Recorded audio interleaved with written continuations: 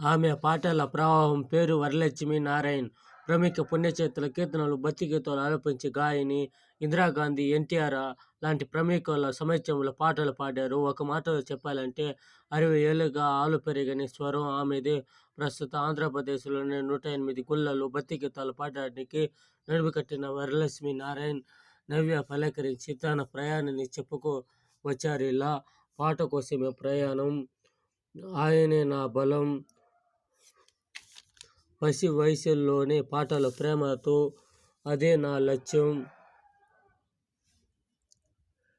నేనేనా అనిపిస్తుంది.